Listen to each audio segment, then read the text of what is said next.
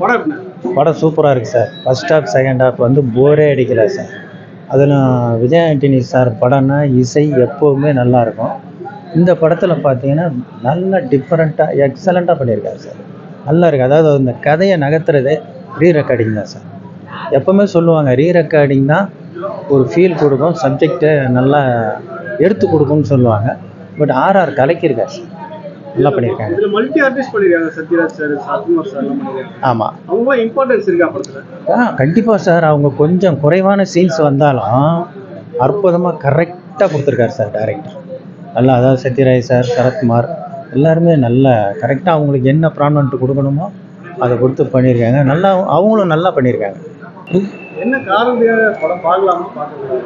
படம் பார்க்கலாம். ஏன்னா நிறைய பேருக்கு வந்து வாய்ப்பு கொடுத்துருக்காங்க. நிறைய டெக்னீஷியன்ஸ் கிட்டத்தட்ட ரோலிங் கார்டே பார்த்தீங்கன்னா, என் கார்டே பார்த்தீங்கன்னா கிட்டத்தட்ட ஒரு 3 நிமிஷத்துக்கு போகுது. அந்தளவுக்கு டெக்னீஷியன் இந்த படத்தில் வந்து ஒர்க் பண்ணியிருக்காங்க. 6 மியூசிக் டைரக்டர்ஸ் கிட்ட ஒர்க் பண்ணியிருக்காங்க. ஸோ அப்படி இருக்கும்போது டெக்னீஷியனுக்காக இந்த படம் வந்து பார்க்கலாம். அவங்களுமே கஷ்டப்பட்டு தான் இந்த படம் பண்ணுறாங்க. ஸோ டெக்னீஷியன் வைஸ் எந்த வயசுலையுமே அவங்க வந்து இது பண்ணல. பட் ஸ்கிரிப்டாக இன்னும் கொஞ்சம் பண்ணியிருக்கலாமோ அப்படிங்கிற போட்டிருக்காங்க. அது அவருக்கு கொடுத்த ஒரு மரியாதை தான், அது நல்ல விஷயம் தான். பட் அது தாண்டி ரொம்ப ரொம்ப பெரிய ஒரு டாக்கிங் பண்ணலாம் கிடையாது விஜயகாந்த் பற்றி. அதுக்கு இதுக்கு படத்துக்கு சம்பந்தம் இருக்கா? ஏன்னா ஒரு விஜயகாந்த் சார் நிறைய படத்தில் வந்து பேசிய விழுந்து திருத்துவார்ல, அந்த மாதிரி இங்கே பேசி திருத்திருக்காரு. கரெக்டாக நான் சொல்ல முடியும். மிச்சப்படியே எனக்கு படம் வந்து கொஞ்சம் ஸ்லோவாக இருந்துச்சு. ஸ்கிரிப்ட் சைடு கொஞ்சம் இதாக இருந்துச்சு. இதுவுமே வந்து படம் வந்து ஓகே, ஆடியன்ஸுக்கு பிடிக்கும். சத்யராஜ் சார் எல்லாமே பயன்படுத்தியிருக்காங்க. கெட்டப்பு நல்லா இருக்குங்க. இவங்க என்னென்னா அவங்கள சும்மா கரெக்டாக பயன்படுத்தாமல் விட்டுருக்காங்க. நம்பராக இருக்காங்க. நம்பர்னு வந்து உளவுத்துறையில் இருக்காங்க. உளவுத்துறை ஆஃபீஸராக இருக்கிறவங்க அவங்களுக்கான எஃபெக்டிவான ஒரு இல்லாமல் ஒரே ஒரு சீக்வன்ஸுக்கு மட்டும் விஷயத்தை சொல்லி ஆஃப் பண்ணிட்டாங்க. வேறு எதுவுமே கரெக்டாக அவங்க பண்ணாமல் 2 கதையை ஓப்பன் பண்ணி ஒரு கதையை க்ளோஸ் பண்ணிவிட்டு, மெயின் கதையை க்ளோஸ் பண்ணிவிட்டு செகண்ட் கதையை க்ளோஸ் பண்ணிவிட்டு உளவுத்துறைன்னு ஒரு கதை வந்து பொண்ணு சொல்லி அவங்க முடிச்சுடணுங்கிற மாதிரி எண்டில் சொல்கிறாங்க. திரும்பவும் காப்பாற்றி அடுத்தடுத்து அனுப்பி விட்றாங்க. பார்ட் 2 கன்ஃபார்மாக வந்து விஜயகாந்த் சார் கேப்டனை உளவுத்துறையில் எண்டில் போட்டிருக்காங்க. உளவுத்துறை அதிகாரி இருக்கிறனால வந்து ஃபோட்டோ தான் போட்டிருக்காங்க. அறிஞர் ஓகேங்களா? மழை பிடிக்காத மனிதன் படம் பார்த்துட்டு எல்லாரும். ஸோ படம் வந்து இன்னும் நிறைய கருத்துக்களை சொல்லியிருக்கலாமோ, இன்னும் நிறைய நல்ல கதையை ஒன்று சொல்லியிருக்கலாமோ அப்படிங்கிற மாதிரி தான் இருந்துச்சு. படமாக இன்னும் பயங்கரமாக எக்ஸ்பெக்ட் பண்ணோம். பட் அது எதுவுமே இல்லை. ஓவரால் டிசப்பாயின்மெண்ட்டோடு தான் படத்தை விட்டு வெளில வரும். இன்னும் விஜய் ஆண்டனி சார் இன்னும் எஃபர்ட் குறையிற மாதிரியே ஒரு ஃபீல் இருந்துச்சு. அற்புதமாக இருக்குது சார். யாரோட பர்ஃபார்மன்ஸ் பெஸ்ட்டாக இருக்கு? யாரோட பர்ஃபார்மன்ஸ்ன்னு சொன்னீங்கன்னா எனக்கு பிடிச்சது வந்து இவர் தான், நம்ம விஜய் மில்டன் சார் தான். இது வந்து பார்த்தீங்கன்னா கோலி சோடா 2 மாதிரி படங்கள், ஹிட் படங்கள் கொடுத்த டேரக்டர் தான் பண்ணியிருக்காரு. ஒருவேளை டேரக்டருக்காக காம்ப்ரமைஸ் பண்ணி படம் பண்ணியிருக்காரு விஜய் ஆண்டனி. ஏன்னா விஜய் ஆண்டனி படங்கள் வந்து பொதுவாகவே பெட்டர்மெண்ட்டாக இருக்கும். கதைகளும் சரி, பர்ஃபார்மன்ஸும் பெட்டர்மெண்ட்டாக இருக்கும். அது மிஸ் ஆகுதுன்னு நினைக்கிறீங்களா? ஆமாம், ஏன்னா இது வந்து நான் விஜய் ஆண்டனி சாருக்காக வரல. ஏன்னா அவர் வந்து ஒரு டிஃப்ரெண்ட்டான ஸ்கிரிப்ட், ஒரு டிஃப்ரெண்ட்டாக என்னதான் புரியாமல் போனாலுமே நம்ம உட்காந்து பார்த்தோன்னா அது புரிய ஆரம்பிச்சுற மாதிரியான படங்கள் தான் அவர் வந்து சூஸ் பண்ணுவார். பட் இதில் Vijay Mittal sir full and full நான் அவருக்காக தான் எதிர்பார்த்து வந்தது. ஏன்னா கோலி சோடாவாக இருக்கட்டும், கோலி சோடா 2 இருக்கட்டும், அது ஏற்படுத்தின இம்பேக்ட் வந்து ஒரு பயங்கரமான இம்பேக்ட். நம்ம அடையாளத்தை என்றைக்கும் யாருக்காகவும் விட்டு கொடுத்துடக்கூடாதுன்ற ஒரு இம்பேக்ட் வந்து பயங்கரமான இம்பேக்ட். அது எதுவுமே இந்த படத்தில் இல்லை. ஸோ அதுதான் பயங்கர ஏமாற்றமாக இருக்குது. காம்ப்ரமைஸ் பண்ண மாதிரிலாம் தெரியல. ஏன்னா விஜய் ஆண்டனி சார் அப்படி பண்ண மாட்டார். பட் கதையாக இன்னும் கொஞ்சம் எழுதியிருக்கலாமோ, ரிட்டனாக இன்னும் கொஞ்சம் பண்ணியிருக்கலாமோ அப்படிங்கிற மாதிரி வந்து தோணிக்கிட்டே இருந்துச்சு ஒவ்வொரு சீன்லேயுமே.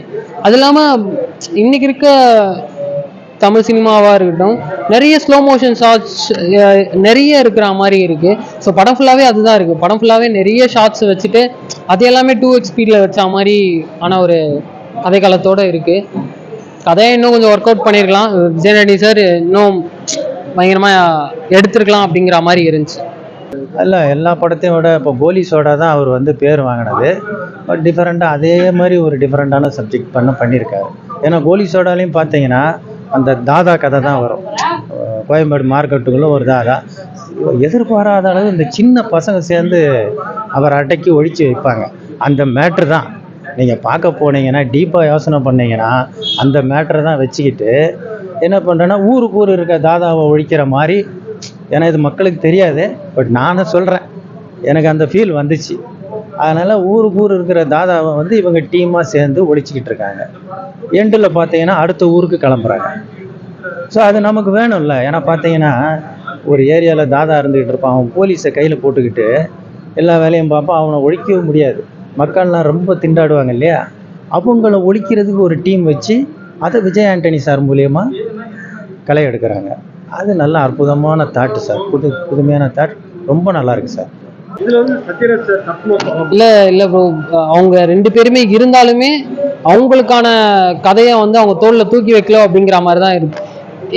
இப்போ கூப்பிட்டு ஒரு ஜூனியர் ஆர்டிஸ்ட்டை கூப்பிட்டு இந்த கேரக்டரை பண்றான்னா அவங்க 2 பேருமே அந்த கேரக்டரை பண்ற அளவுக்கு ஒரு சாதாரண ஒரு கேரக்டரை கொடுத்துட்டாங்களோ அப்படிங்கிற மாதிரி இருந்துச்சு. இன்னொரு பெரிய கேரக்டர் ஒரு பெரிய கேரக்டரை உள்ள கொண்டு வரோம் அப்படின்னா அவங்களுக்கான ஒரு வேல்யூ ஒன்று கொடுக்கணும் இல்லையா, அந்த வேல்யூ இல்லாத மாதிரி தான் ஒரு ஃபீல் ஒன்று இருந்துச்சு. பட் இன்னும் பயங்கரமா இது வந்து ஒரு மாதிரி சலீம் யூனிவர்ஸ்ல இருந்து கொண்டு வராங்க. ஸோ அது இன்னும் ஒர்க் அவுட் பண்ணிருக்கணும், பயங்கரமா ஒர்க் அவுட் பண்ணிருக்கணும். படத்தோட கதைக்கும் படத்தோட டைட்டிலுக்கும் கதைக்கும் சம்பந்தம் இருக்கிற மாதிரி எனக்கு தெரியல. பட் அவங்க ஏதாவது ஒரு லிங்க் வச்சிருப்பாங்கல்ல, அது ஒருவேளை எனக்கு புரியாம கூட இருக்கலாம் இல்லைங்களா. பட் நல்லா இருக்கு படம்.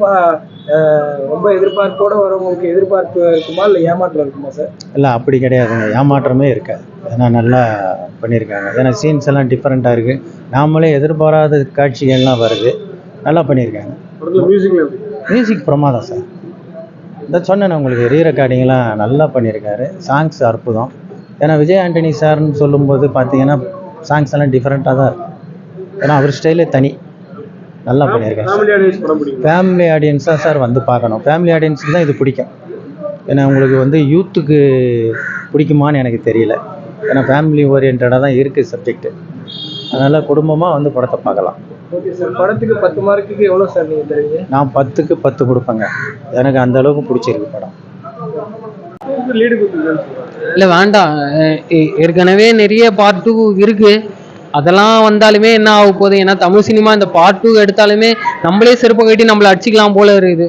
ஏன்னா பார்ட் 2 வேணாம், நீங்கள் எடுக்காதீங்க. அந்த எல்லா டேரக்டர்ஸும் சொல்லணும், பார்ட் 2ன்னு ஒன்று எடுத்து தேவையில்லாமல் 160 ரூபா தண்டம், அதெல்லாம் ப்ரொடியூசருக்கு காசு தண்டம், எல்லாமே தண்டம். பார்ட் 2 வேணாம், இதுவே முடிஞ்சிட்டோம். அப்பா இப்படியே வெளில வந்துடலாம், அதுவே போதும். இது மாட்டார். மியூசிக்லாம் நம்ம குறைய சொல்ல முடியாது. 6 மியூசிக் டைரக்டர்ஸ் பண்ணியிருக்காங்க. இன்னைக்கு ஒரு மியூசிக் டைரக்டர்ஸ் தான் படத்தை இட்டு கொடுத்து அவன் வெளில வரணுன்றதே பயங்கர கஷ்டமா இருக்கு. 6 மியூசிக் டைரக்டர்ஸ் கொடுக்கணும்னா அது வந்து பயங்கர ஒரு ஒரு ஒரு நல்ல மனசு வேணும் இல்லையா. அந்த நல்ல மனசு விஜய் ஆண்டனி சார் கிட்ட இருந்ததுனால இந்த படம் கொடுத்துருக்காரு. படத்தோட கதைக்கும் படத்தோட டைட்டிலுக்கு சம்பந்தம் அதுதான் இவ்வளோ நான் கழுவி ஊற்றினேன். மழை பிடிக்காத மனிதன் ஒரு டைட்டில். நீங்களே படம் பாருங்களேன், அது ஏன்னு உங்களுக்கு புரியும். ஏன்னா ஒன்றுமே இல்லை ப்ரோ, மழை பிடிக்காத மனிதன்னா ஒரு மழையில் வந்து தான் குடும்பத்தை சேர்ந்த ஒருத்தவங்களை வந்து சாவடிச்சிடறாங்க. அதை இவரால் போய் காப்பாற்ற முடியல. அந்த நேரத்தில் மழை இருக்குது. ஸோ அந்த மழை தான் காரணமும் நினச்சிக்கிட்டு அவர் மழையை வெறுக்க ஆரம்பிக்கிறார். இது பெருசாக இல்லை.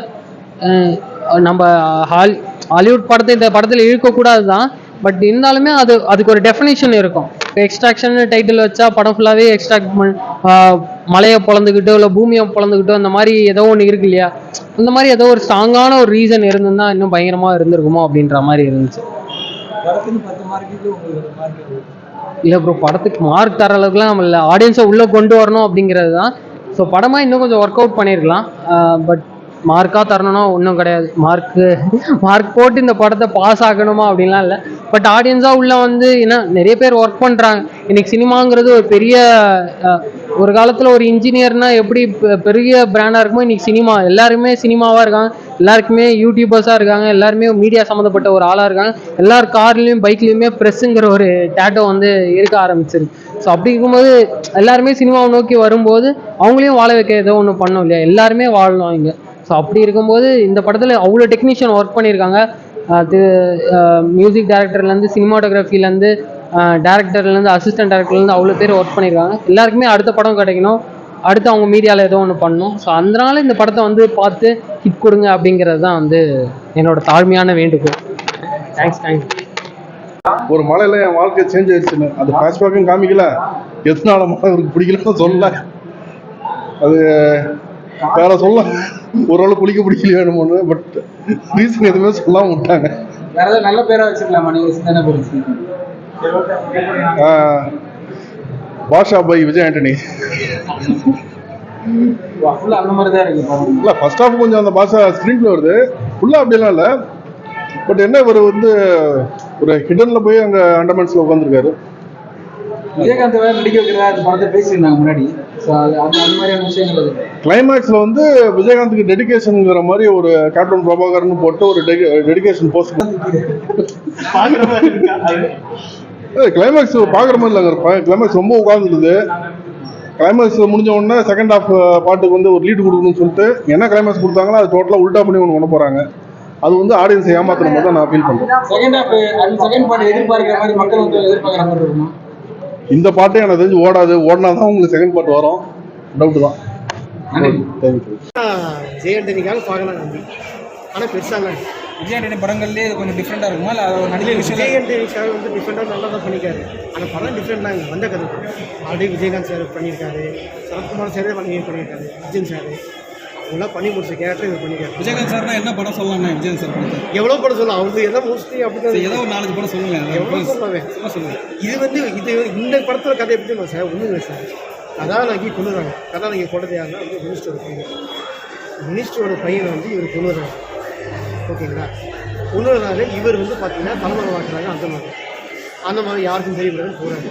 அந்த மாதிரில வந்து ஒரு பெருசாக ஒரு கேங்ஸ் வண்டி ஒரு விடுறாரு. அவங்கள வந்து எதிர்ப்பிட்டா இவர் கொண்டு கதாநாயகி அவங்ககிட்ட வந்து காப்பாற்றிட்டு இவர் போகிறார். இவர் மினிஸ்டர் வந்து தேர் தொட்டு இவர் கடைசி வரைக்கும் கொள்கிற மாதிரி தான் காட்டு வச்சு இவரை வந்து லாஸ்ட் டைம் சுற்றுவாங்க. எல்லாம் நினச்சிருப்பாங்க செத்துறாங்க. ஆனால் சாப்பிட சத்யராஜும் சரத்குமாரும் போட்ட பிளானில் அவர் வந்து மினிஸ்டர் தொட்டு சாப்பிட மாதிரி காட்டு வச்சு எடுத்து போயிறாங்க. ஆனால் மினிஸ்டர் அம்மாட்டேன் செத்தது நீங்கள் யாராவது பார்த்தீங்கன்னா கேட்குறேன். கடைசியாக பாருங்கள். ஆனால் சாப்பிட உங்களுக்கு தான் சத்யராஜ் சரத்குமார் இம்பார்ட்டன்ஸான ரோல் கொடுத்துருக்காங்க. இம்பார்ட்டன் சும்மாதாங்க சார். சரத்குமார் ஒரு 3-4 சீன் வர மாதிரி நல்லா காட்டுவாங்க. படம் சத்யராஜ் இந்த செகண்ட் ஆஃப் தான் என்னதான் உங்களுக்கு இதில் போர் அடிக்கிற மாதிரி ஒரு ஃபீல் இருக்கு? போர் அடிக்க மாதிரி ஃபீல் படத்தில் உண்மைங்க அதுதான் நான் இன்னும் போர் அடிக்க மாதிரிலாம் இல்லை. அதான் சொன்னேன் விஜய் ஆண்டனிக்காக பாருங்க. ஆனால் படத்தில் கதைலாம் பெருசாக இல்லை. பார்ட் 2 வேறு கொடுத்துருக்காங்க. அதை எப்படி எதிர்பார்க்குறீங்க? பார்ட் 2 லீடு கொடுத்துருக்கேன்னு சொல்கிறாங்க. அதான் பார்ட் 2 இதாக இருக்குது. எனக்கு அவர் சாவலை பார்த்தீங்களா அதான் கொடுத்துருக்காங்க.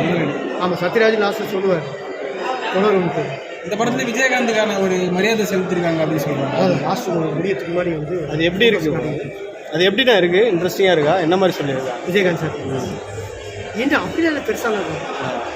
சும்மா இப்போ ஜஸ்ட் ஒரு ஃபோட்டோ காட்டுவாங்க பார்த்தீங்கன்னா விஜயகாந்த் ஒரு கேப்டன் சொல்லி இது பண்ணுவாங்க பார்த்தீங்கன்னா அதுதான் காட்டியிருப்பாங்க. மழை பிடிக்காத மனிதர்கள் கதையோட பேர். அதுக்கும் கதைக்கும் என்ன? அதுதான் இருந்துச்சு. அந்த கதாநாயகி வந்து கொள்ளும்போது அந்த ஒரு டைமில் வந்து மழை பெய்யும். அந்த ஒரு தருணத்தில் வந்து அவருக்கு வந்து மழை பிடிக்காம அது கூட ஒரு மழை பிடிக்காதெல்லாம் காட்டலை. மழையை மறக்க முடியாமல் இருக்காது. அவ்வளோதான். அவர் பிடிக்கிறேன்னு எந்த ஒரு இடத்துலையுமே அவர் சொல்லலை. கூடவே ஒரு செகண்ட் பண்ணியிருக்கேன். ரொமான்ஸ் அவர்தான் பண்ணுறது, காமெடி அவர்தான் பண்ணுறது, ஆக்ஷன் மட்டும் விஜய் ஆண்டனி. லவ் சீன்ஸ் விஜய் ஆண்டனிக்கு எதுவுமே கிடையாது. எல்லாமே அவரை தவிர்த்து மற்றவங்க எல்லாம் ஆக்ஷன்ஸ் தேவையானதாக இருக்குது. தேவையில்லாத ஆக்ஷன்ஸ்லாம் வரல. படத்துக்கு தேவையானதாக இருக்குது. சில கன்ஃபியூஷன்ஸ் இருக்குது படம் பார்க்கணும். அது எல்லாமே இவங்க சீக்குவலாக எடுத்துகிட்டு வர போகிறாங்க அப்படின்ற மாதிரி தான் பிடிக்கிறாங்க. அதில் சொல்லுவாங்க மெசேஜ் வந்து என்னென்னா அதிகாரம் இருக்கிறவன் அதிகாரம் இல்லாதவனை ஒடுக்கிற மாதிரி இதுக்கு என்ன தீர்வு அப்படின்றதுக்கு விஜய் ஆண்டனி தான் வந்து ஒரு அவதாரம் எடுத்து ஒரு லொக்கேஷன்லேயும் போய் இந்த மாதிரி பிரச்சனைகளை தீர்த்து வைக்கிறாரு அப்படின்ற மாதிரி. விஜய் மில்டன் சார் வந்து தாக்கா முட்டை இது ஆமாம் கோலி சோடா அதுக்கப்புறம் 10 படம்லாம் பண்ணியிருக்காரு. அந்த படத்துக்கும் இந்த படத்துக்கும் என்ன வித்தியாசம் சார்? கோலி சோடாலாம் சூப்பர் படம். எனக்கு தெரிஞ்ச அந்த சின்ன பசங்களை வச்சு எடுத்த படம் வந்து ரொம்ப ராவாக சூப்பராக இருக்கும். ஸோ அந்த அளவுக்கு நீங்கள் ஸ்க்ரீன் பிளே விறுவிறுப்பாக இந்த படத்தில் எதிர்பார்க்க முடியாது. ஏன்னா அது ஹீரோவை பொறுத்து ஆர்டிஸ்ட் அவங்களோட ஃப்ளெக்சிபிலிட்டியை பொறுத்து இல்லைங்களா? அதில் வந்து ஆர்டிஸ்டோட தலையிடம் கொஞ்சம் இருக்கிற மாதிரி தான் தெரியுது. ஏன்னா என்ன தான் வந்து டேரக்டர் சொன்னாலும் அந்த ஆர்டிஸ்ட்டை கேட்டுட்டு ஒத்துக்கிட்டு நடிக்கணும். அந்த ஒரு சின்ன லேக் இதில் இருக்கிற மாதிரி இருக்குது. 100% விஜய் மில்டனோட எஃபோர்ட் இதில் சரியா தெரியும். விஜய் ஆண்டனி சார் வந்து ஒரு பர்ஃபார்மர். ஆமாம். இதில் வந்து எப்படி பண்ணியிருக்காரு? இதில் ஒரு ஆஸ்பிஷன் எல்லா படத்துலையும் பண்ணுற மாதிரி தான் சார். ஏன்னா அவரோட ப்ளஸ் வந்து அவர் கதையை சூஸ் பண்ணுறது சூப்பராக சூஸ் பண்ணுறாரு. இந்த படத்தில் கதை வந்து ஒரு டிஃப்ரெண்ட்டான கதை. இந்த மாதிரி ஆடியன்ஸ் வந்து படம் சார் இந்த படம் ஃபேமிலியோட பார்க்கலாம். ஏன்னா ரீசெண்ட் டைம்ஸில் ஆக்ஷன் சொல்லிட்டு நிறைய வைலன்ஸ் படம் தான் வருது இல்லைங்களா? அதில் நிறைய ஃபேமிலியை வந்து உள்ள விடுறதே கிடையாது. இந்த படம் வந்து ஆக்ஷன் படமாக இருந்தாலும் நல்ல மெசேஜோட சரண்யா பொன்வனன் சூப்பராக பண்ணியிருக்காங்க. அவங்கள பற்றி யாரும் சொல்லலை. இதுக்கு முன்னாடி விஜய் ஆண்டனி சார் வந்து கொலைன்னு ஒரு படம் பண்ணாரு, இன்வெஸ்டிகேஷன் ஆஃபீஸராக பண்ணியிருக்காரு. அது அதே மாதிரி தான் இந்த படம் பண்ணியிருக்காரு. இல்லை சார், அது டோட்டலாக ஜான்ரே வேறு. அது வேற மாதிரி இன்வெஸ்டிகேஷன். இது வந்து நிறைய மல்டிபிள் ஸ்டோரிஸ் உள்ள இருக்கு. அவர் ஒரு ஸ்பையாக வராரு, அதுக்கப்புறம் ஒரு இடத்துல இருந்து ஒரு தப்பிச்சு தஞ்சாடைகிற மாதிரி வராது. ஸோ இப்படி தான் போகுது. அங்கே ஒரு ஃபேமிலி ஒரு கிரியேட் ஆகுது. அதுக்கப்புறம் அங்கே இருக்கிற வில்லனுக்கும் அவருக்கும் எப்படி கனெக்ட், அது அவங்களுக்குள்ள இருக்கிற பிரச்சனை அப்படின்ற மாதிரி அப்படியே ஸ்டோரி கொஞ்சம் நல்லா இருக்கும். 10க்கு 6 கொடுக்கலாம் சார். தேங்க்யூ.